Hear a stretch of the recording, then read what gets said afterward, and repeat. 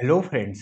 आज हम धन की निकासी और ब्रिटिश प्रशासनिक व्यवस्था के अंतर्गत पुलिस व्यवस्था, सैन्य व्यवस्था, न्यायिक व्यवस्था और ये जो प्रशासनिक व्यवस्था है इनके बारे में भी हम स्टार्ट करेंगे। ठीक है, तो आज का डिस्कशन स्टार्ट करते हैं। सबसे पहले हम देखेंगे धन की निकासी का सिद्धांत। धन की निकासी का अर्थ क्या होता था? जब ब्रिटिश भारत के अंतर्गत भारतीय धन संपत्ति का ब्रिटेन जाना और उसके बदले भारतीयों को कोई भौतिक लाभ का न मिलना धन की निकासी कहलाता था, है ना। इसको प्रस्तुत किसने किया था? इसको प्रस्तुत 1867 में दादा भाई नारोजी ने किया था, है ना। किसने किया था? दादा भाई नारोजी ने इसकी जो अवधारणा है वो प्रस्तुत करी थी और इन्होंने कहा था कि भारतीय जो धन संपत्ति है वो ब्रिटिश औपनिवेशिक ढांचे के अंतर्गत ब्रिटेन जा रहा है तथा उससे भारतीयों को कोई भी भौतिक लाभ प्राप्त नहीं हो रहा है। ठीक है, आगे जब कांग्रेस की स्थापना होती होती है 1885 में, तो कलकत्ता के अधिवेशन में, है ना, 1896 का कलकत्ता अधिवेशन में इस सिद्धांत को अपनाया जाता है ना, धन की निकासी के सिद्धांत को अपनाया जाता है। अब धन की निकासी के सिद्धांत को अपना लिया जाता है तो आप देखेंगे कि जब कांग्रेस की स्थापना के बाद जो उदारवादी ग्रुप कहलाता है ना, उदारवादी ग्रुप, है ना, उदारवादी ग्रुप कांग्रेस के अन ब्रिटिश रूल के खिलाफ हो जाते हैं ना। वो ये चाहते हैं कि जो सॉरी, कांग्रेस के नहीं, मतलब जो ब्रिटिश भारत में रूल कर रहे थे वो अन ब्रिटिश रूल कहते थे। वो ये कहते थे कि जो भी ब्रिटिश भारत में शासन कर रहे हैं वो ब्रिटिश रूल लागू करे। मतलब जिस तरह से ब्रिटेन में कानून का शासन है, लोकतांत्रिक प्रक्रिया मजबूत है, उसी तरह जो भारतीय उदारवादी थे तात्कालिक स्तर के, वो भारत में भी ब्रिटिश रूल के बारे में कहते थे, है ना, ब्रिटिश रूल के बारे में कहते थे। मतलब शासन को उखाड़ फेंकने की बात नहीं करते थे। ये जो यहाँ के लोग, मतलब ब्रिटिश सरकार के जो यहाँ के इन्होंने सरकार ने जो नियुक्ति किए थे उनको सुधारने की बात कहते थे, है ना, ब्रिटिश रूल लाने की बात कहते थे। तो ये उदारवादी नेताओं का रवैया था। ठीक है, धन की निकासी के स्रोत अगर हम देखें तो कंपनी के अधिकारियों के वेतन भत्ते और शेयरधारकों को दिए जाने वाले लाभांश धन की निकासी का स्रोत था। भारतीय सार्वजनिक ऋण पर दिया जाने वाला ब्याज, है ना, भारतीय सार्वजनिक ऋण पर दिया जाने वाला ब्याज धन की निकासी था। ब्रिटिश द्वारा उद्योग और बागानों में लगाई गई पूंजी की आय, है ना, जिस इससे जो आय प्राप्त होती थी वो भी धन की निकासी थी, क्योंकि ये आखिरकार भारत के स्रोतों को ही तो लूट रहे थे। रेलवे भी धन की निकासी का बहुत बड़ा स्रोत था, है ना। कैसे स्रोत था कि मैंने आपको बहुत बार बता चुका हूँ कि कच्चा माल बंदरगाह तक पहुंचाता था। इस तरह से ये मतलब धन की निकासी एक सशक्त स्रोत बनकर उभरा था। बहुमूल्य धातुओं के खनन और खनन पदार्थों जैसे सोना, चांदी, तांबा, टिन आदि के माध्यम से अर्जित किया गया धन धन की निकासी का सशक्त स्रोत था। 1858 के पश्चात, है ना, ब्रिटेन में भारत निर्मित सचिव और उसकी कार्यकारी परिषद का खर्च, है ना, क्या हो गया, जब 1857 का विद्रोह हुआ तो इन्होंने जो कंपनी रूल कर रही थी भारत में उसको, मतलब उसको समाप्त कर दिया और एक ब्रिटेन में भारत सचिव और उसकी एक कार्यकारी परिषद का गठन किया, ब्रिटेन में किया। और उसका जो भी खर्चा वगैरह था वो भारत के खजाने पर डाला। तो ये भी एक धन की निकासी का सशक्त स्रोत था। लंदन में भारतीय धन से निर्मित एक सुरक्षित कोष, है ना, एक सुरक्षित कोष भी बनाया। कहाँ बनाया? लंदन में, वो भारतीय धन से बनाया। ठीक है, तो ये भी एक धन की निकासी का स्रोत था। 1857 का दमन, है ना, 1857 का जो दमन किया सैनिकों को पे, मतलब मजबूत करने में, सेना के गठन में, वो भारतीय खजाने पर किया, है ना। 1857 में दमन किसका किया? भारतीय राजाओं का किया। मतलब भारत को जीतने में उन्होंने भारत के पैसे का प्रयोग किया। ठीक है, बॉक्सर युद्ध, है ना, बॉक्सर युद्ध जो चीन में तात्कालिक स्तर पर चल रहा था, उससे उसमें भी जो सैनिक वगैरह को भेजे भारत से, वो धन का प्रयोग भारतीय धन की निकासी के रूप में जाना जाता है। विश्व युद्धों का सैनिक खर्च, प्रथम विश्व युद्ध, द्वितीय विश्व युद्ध में जो भारत से सेना जाती थी वो भारतीय खजाने पर ही उसका मतलब बर्डन होता था। तो वो भी धन निकासी का एक सशक्त स्रोत था। अब धन निकासी के ये इतने सारे स्रोत थे, तो इसकी प्रक्रिया कैसे रही थी? प्रक्रिया इन्होंने स्टार्ट कर दी थी प्लासी के युद्ध से, है ना। प्लासी का युद्ध 1757 में प्रारंभ हुआ था, मतलब 1757 में हुआ था। ठीक है, बंगाल की नादिया नामक स्थान पर था प्लासी। तो वहां से इन्होंने धन की निकासी की प्रक्रिया प्रारंभ कर दी थी और यहाँ से इन्होंने बहुत सारी चीजों के दीवानी अधिकार प्राप्त कर लिए, है ना। दीवानी अधिकार प्राप्त कर लिए। आगे चलकर 1764 में बक्सर का युद्ध होता है ना, बक्सर का युद्ध। तो बक्सर के युद्ध के बाद ये बंगाल पर मतलब अपनी काफी मजबूती से शासन स्थापित कर लेते हैं और इलाहाबाद की संधि करते हैं 1765 में, है ना। 1765 में इलाहाबाद की संधि के तहत ये दीवानी अधिकार प्राप्त कर लेते हैं, है ना। दीवानी अधिकार प्राप्त कर लेते हैं, तो ये राजस्व संबंधित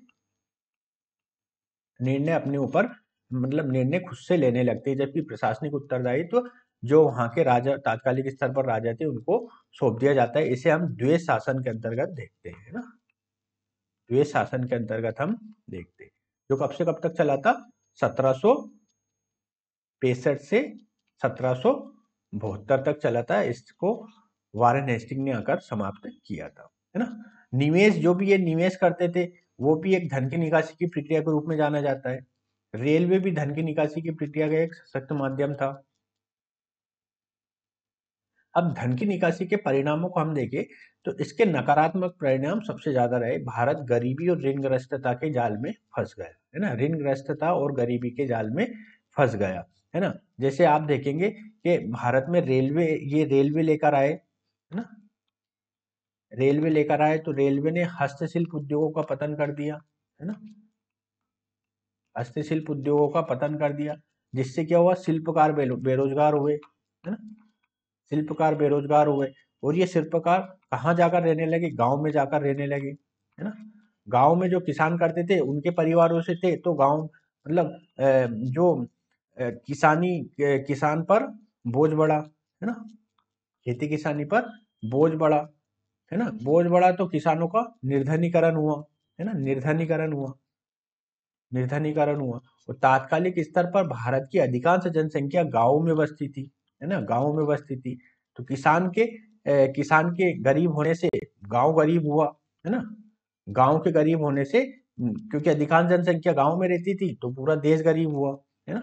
तो इससे भारत के निर्धनीकरण को प्रक्रिया को बढ़ावा मिला और इन्होंने भू राजस्व की नीति इस तरह से अपनाई थी कि ये जो किसान थे अपना राजस्व चुकाने के लिए, अपनी जमीन को बचाने के लिए महाजनी शोषण का भी शिकार हुए, है ना। जो इन्होंने पद्धति अपनाई थी, जैसे रैयतवाड़ी हो गया, महलवाड़ी हो गया, तो इसके भू राजस्व चुकाने के लिए महाजनी शोषण, है ना, मतलब महाजनों का इन्होंने ऋण लिया महाजनों से, महाजनी शोषण के शिकार हुए, जिससे ये ऋणग्रस्त हो गए। तो गरीबी और ऋणग्रस्तता के ये जाल में फंस गए। और अगर धन की निकासी का हम देखें तो ये क्या करते थे, गांव से कर लेते थे, मतलब किसान से ये कर लेते थे। वो भू राजस्व वगैरह ज्यादा ज्यादा जो इनकम होती थी वो भू राजस्व ही होती थी, और भू राजस्व देने वाला किसान था, तो ये गांवों से कर लेते थे। और इसका खर्च कहाँ करते थे, ये करते थे बड़े बड़े शहरों पर, बंदरगाहों पर करते थे, मशीनीकरण जैसे रेलवे के चीजों में ये खर्चा करते थे। मतलब कहने का तात्पर्य ये अपने औपनिवेशिक हितों को पूरा कर रहे थे, है ना। किसानों से राजस्व लेके अपने औपनिवेशिक हितों को पूरा कर रहे थे, ठीक है। औद्योगिक विकास अवरुद्ध हुआ, है ना। इन्होंने औद्योगिक विकास को बढ़ावा नहीं दिया, जबकि और अगर देखा जाए तो रेलवे ने भारत में औद्योगिकीकरण की जगह विऔद्योगिकीकरण कर दिया। क्या कर दिया, विऔद्योगिकीकरण कर दिया, है ना। ब्रिटिश निर्मित वस्तुओं, है ना, ब्रिटिश मतलब भारत के जो हस्तशिल्प उद्योगों को पतन करके विऔद्योगिकीकरण की प्रक्रिया को बढ़ावा दिया। अगर इसके कुछ सकारात्मक पॉइंट को देखो तो इसको सकारात्मक पॉइंट ब्रिटेन के संदर्भ में हम देखेंगे कि ब्रिटेन का औद्योगिकीकरण हुआ, है ना। भारत से कच्चा माल भेजा मतलब धन की निकासी के तहत, और मतलब जो धन भेजा उससे ब्रिटेन में औद्योगिक क्रांति के क्षेत्रों को बढ़ावा मिला, है ना। वहां पर समृद्धि आई, ब्रिटेन में समृद्धि आई। ब्रिटिश चेहरा उजागर हो गया, है ना। ब्रिटिश औपनिवेशिक चेहरा उजागर हुआ तथा राष्ट्रवाद अपने आरंभिक चरण में आर्थिक स्वरूप लिए हुए था, है ना। मतलब जो दादा भाई नौरोजी अपने धन निकासी का सिद्धांत बता रहे थे, तो आर्थिक आप देखेंगे कांग्रेस की स्थापना हुई थी 1885 में।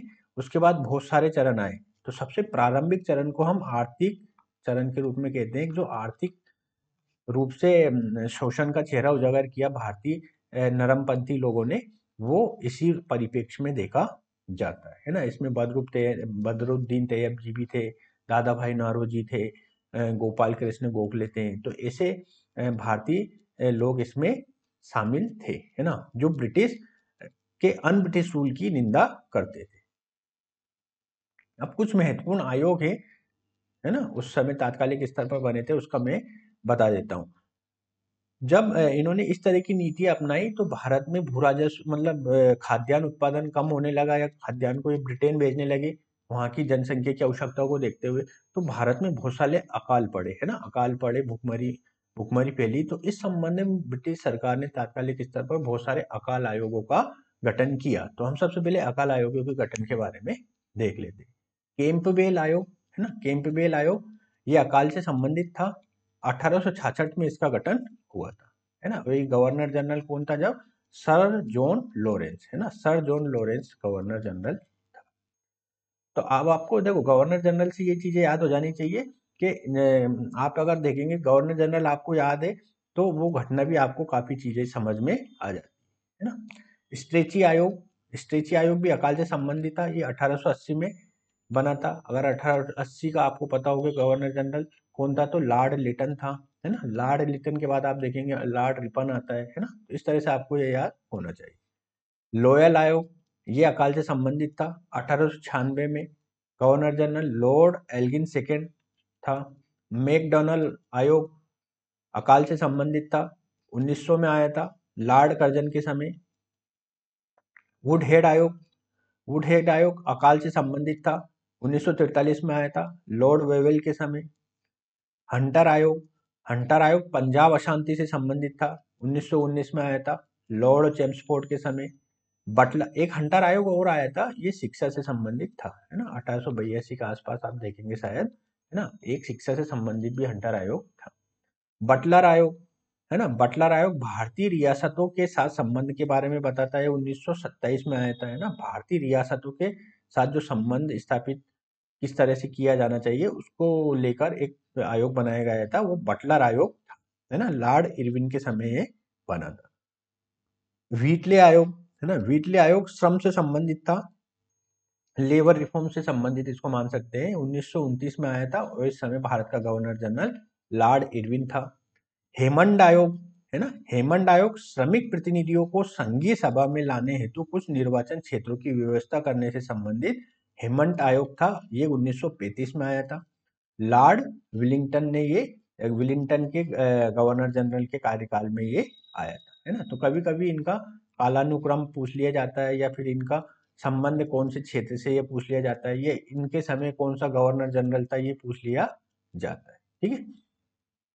अब हम आगे देखेंगे ब्रिटिश प्रशासनिक नीतियां, है ना। ब्रिटिश प्रशासनिक नीतियां मुख्यतः 4 प्रकार की: सिविल सेवाएं, पुलिस व्यवस्था, सैन्य व्यवस्था और न्यायिक व्यवस्था। सबसे पहले हम देखेंगे वो ब्रिटिश प्रशासनिक व्यवस्था इनको स्थापित करने की प्रक्रिया क्यों पड़ी, क्योंकि भारत एक विशाल क्षेत्र पर इन्होंने आधिपत्य कर लिया था, तथा यहाँ की कानून व्यवस्था को सुचारू रूप से चलाने के क्रम में इन्होंने इन सेवाओं की स्थापना की।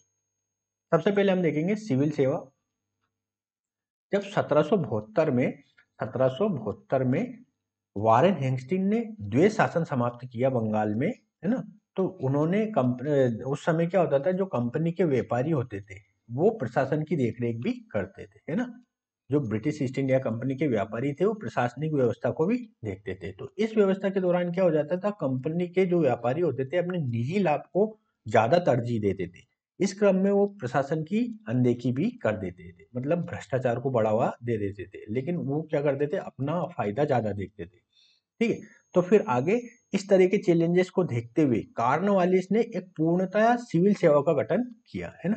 कार्नवालिस ने एक पूर्णतया सिविल सेवा का गठन किया, तथा उसने मतलब व्यापारी और जो सिविल सेवक है इसका पृथकीकरण कर दिया। बोल दिया आप या तो व्यापारी रहिए या फिर आप सरकारी नौकरी के तहत सिविल सेवा करिए, है ना।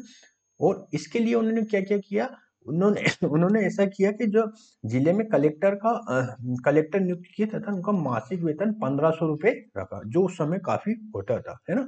इसलिए उन्होंने चीजें ज्यादा रखी, क्योंकि अगर आप कम रखेंगे या इस तरह की चीजें रखेंगे तो फिर वो भ्रष्टाचार में लिप्त हो जाएंगे। तो इसलिए उन्होंने इनका वेतन काफी उच्च रखा और उनको एक और ये दिया कि आप जितना राजस्व इकट्ठा करेंगे है ना उसका 1% कमीशन आपको दिया जाएगा। तो यहाँ भी भ्रष्टाचार की संभावना एक तरह से उन्होंने काफी कम करने का प्रयास किया।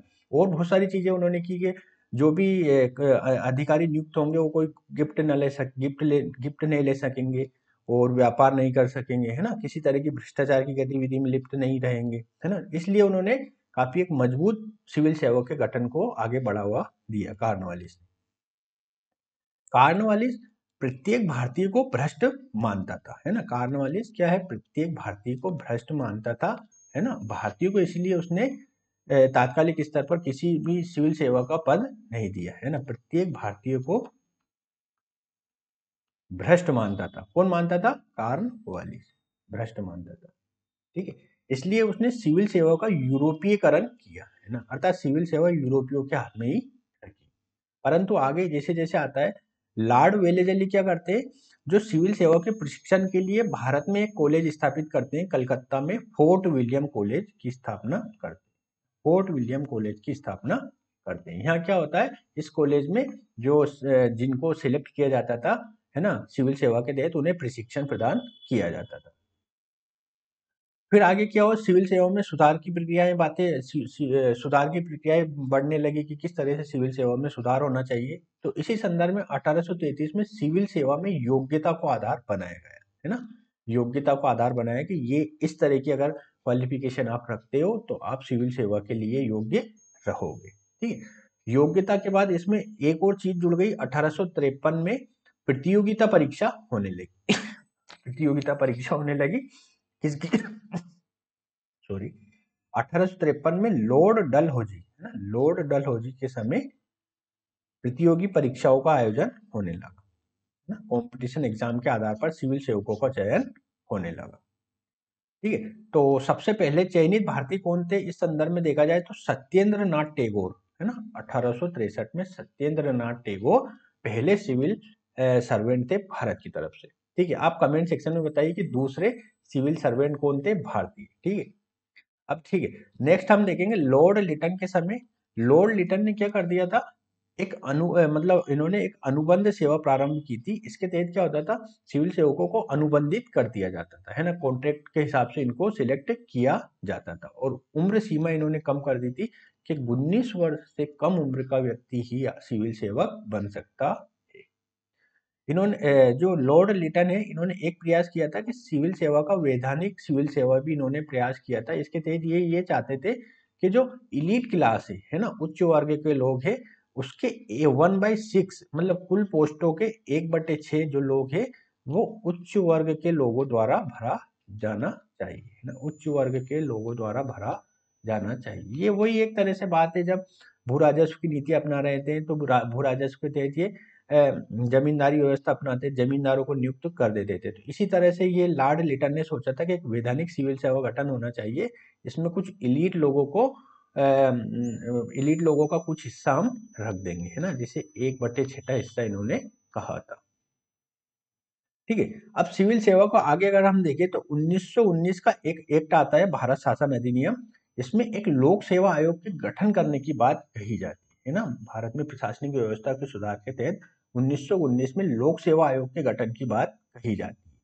आगे चलकर 1926 में लोक सेवा आयोग का गठन हो जाता है ना। 1919 में बात कही गई थी एक्ट में, 1926 में लोक सेवा आयोग का गठन हो जाता है। और 1935 के एक्ट के तहत एक संघीय लोक सेवा आयोग का गठन हो जाता है ना। तीनों बातों में आपको अंतर रखना है। 1919 के जो एक्ट है उसमें लोक सेवा आयोग के गठन की बात कही थी, 1926 में लोक सेवा आयोग का गठन हो जाता है, 1935 के एक्ट के तहत एक संघीय लोक सेवा आयोग का गठन हो जाता है ना। संघीय लोक सेवा आयोग मतलब UPSC, union public service commission. ठीक है, अब सिविल सेवा से संबंधित कुछ प्रमुख आयोग भी बने थे है ना। कौन कौन से थे वो, जैसे इचिंगसन आयोग 1886 के बना था है ना। 1886 में कौन कौन सी घटनाएं आप कमेंट सेक्शन में बताइए। और इस समय गवर्नर जनरल कौन था भारत का, वो आप बताइए। ईस्ट लिंकन आयोग 1912 में, इस समय लॉर्ड हार्डिंग था। ठीक है, गवर्नर जनरल। ली कमीशन आया था 1923 में, लॉर्ड रीडिंग के समय। ठीक है, और जो ब्रिटिश ये सिविल सेवा थी, सिविल सेवा जो ब्रिटिश सरकार का एक इस्पाती ढांचा की तरह कार्य करती थी, है ना। ब्रिटिश साम्राज्य का एक इस्पाती ढांचा था। एक मैं बात यहाँ लिख दूं, आप कमेंट सेक्शन में बताइए कि किसने सिविल सेवा को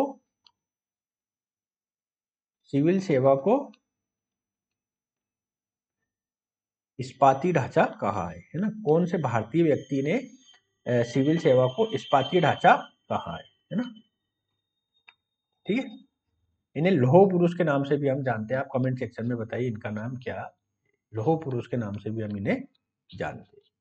ठीक है, अब ये सिविल सेवा थी। हम अब थोड़ा सा पुलिस सेवा के बारे में जान लेते हैं। पुलिस सेवा के जनक लॉर्ड कार्नवालिस थे, है ना। लॉर्ड कार्नवालिस ने इनके पुलिस सेवा की स्थापना की थी और इन्होंने जिलों पर एक अधीक्षक के रूप में, एक जिला के जो अधीक्षक होते हैं उनकी नियुक्ति की, और जिले को बहुत सारे खंडों में बांटकर दारोगाओं की नियुक्ति की, है ना। पुलिस थाने बनाए, जिसे हम कहते हैं पुलिस थाने, और दारोगा की नियुक्ति की, दारोगा की नियुक्ति की पुलिस सेवा के अंतर्गत। पुलिस सेवा के जनक कौन कहलाते हैं? Lord Cornwallis. 1861 में भारतीय पुलिस अधिनियम आता है। आप वर्तमान में भी देखेंगे भारतीय पुलिस अधिनियम अभी तक चल रहा है। 1861 में भारतीय पुलिस अधिनियम आया था 1861। 1902 में लॉर्ड कर्जन के समय फ्रेजर आयोग आता है ना। फ्रेजर आयोग आता है। ये पुलिस सेवा से संबंधित है। कभी कभी पूछ लिया जाता है फ्रेजर आयोग कब बना, किससे संबंधित है, तो ये पुलिस सेवा से संबंधित है। और इस आयोग ने क्या सिफारिश कही थी? इसने गुप्तचर व्यवस्था के भारत में प्रारंभ करने की बात कही थी, और इसी के आधार पर भारत में गुप्तचर व्यवस्था की प्रारंभ होता है। ठीक है, अब हम देखेंगे सैन्य व्यवस्था। सैन्य व्यवस्था भी काफी इन्होंने भारत में जब काफी विद्रोह वगैरह होते थे, तो इस विद्रोह से निपटने के लिए इन्होंने सेना के पुनर्गठन पर बल दिया। और सैनिक कौन होते थे? सैनिक होते थे भारतीय, लेकिन ये सैनिक एक वेतन के रूप में कार्य करते थे। तो इन सैनिकों को कभी भी ऐसा नहीं लगा कि हम जो सेना पुलिस कंपनी के अंदर सैनिक अगर है तो वो क्या कोई देश विरोधी कार्य कर रहे हैं, क्योंकि तात्कालिक स्तर पर देखा जाए तो एक ऐसी अवधारणा नहीं थी, है ना। 1800 के आसपास ऐसी अवधारणा नहीं थी कि भारत एक विशाल देश है ना। भारत का एक कॉमन संस्कृति, क्योंकि अलग अलग क्षेत्रों में भारत बटा था। सैन्य व्यवस्था के जनक किसे माना जाता है? मेजर स्टिंजर लॉरेंस, है ना। क्यों माना जाता है? क्योंकि 1748 में मद्रास में भारतीय सैनिकों की एक छोटी टुकड़ी का इन्हें गठन किया जाता है ना। और इस टुकड़ी का गठन किया था भारतीय शक्तियों को जीतना, है ना। भारतीय शक्तियों को जीतना, ठीक है, इसका प्रमुख उद्देश्य था। भारतीय जो सैन्य व्यवस्था में नस्लवादी भेदभाव कायम था, है ना। नस्लवादी भेदभाव इसलिए कायम था क्योंकि ये भारतीयों को कभी भी ऊंचा पद नहीं देते थे, है ना। सेना में भारतीयों को कभी भी ऊंचा पद नहीं दिया गया, है ना। इनसे लोअर रैंक के कार्य ही कराए जाते थे। और इन्होंने जो क्षेत्रीय स्तर पर भी सैनिकों का पुनर्गठन किया, है ना। पुनर्गठन कैसे किया? जब 1857 का विद्रोह हो जाता है ना, 1857 का विद्रोह हो जाता है, तो ये भारतीय सैनिकों को नियंत्रित करने के लिए और यूरोपीय लोग जो सेना में आते थे उनको नियंत्रित करते थे। तो बंगाल में ये रेशियो 2:1 रखा, अर्थात मतलब 30 टोटल के 30 सैनिक है तो इसमें 20 सैनिक भारत के रहेंगे और 10 सैनिक यूरोप के रहेंगे, है ना। इस तरह से इन्होंने रखा, मतलब भारतीय मूल के रहेंगे और 10 सैनिक ब्रिटेन मूल के रहेंगे। इसी तरह बॉम्बे और मद्रास का ये रेशियो इन्होंने 5:2 रखा। सैन्य व्यवस्था में हम देखें तो जाति और क्षेत्र के आधार पर इन्होंने सैन्य टुकड़ियों को गठन किया है ना। जाति और क्षेत्र के आधार, जैसे मराठा रेजिमेंट, इस तरह से आप आज भी वर्तमान में भी ऐसी चीजें देखते हैं। जाति के आधार पर भी इन्होंने ये इस तरह से सैन्य टुकड़ियों का गठन किया। ठीक है, तो सैन्य व्यवस्था इतना ही था, है ना। आगे हम न्यायिक व्यवस्था के बारे में देखेंगे। तब तक के लिए नमस्कार।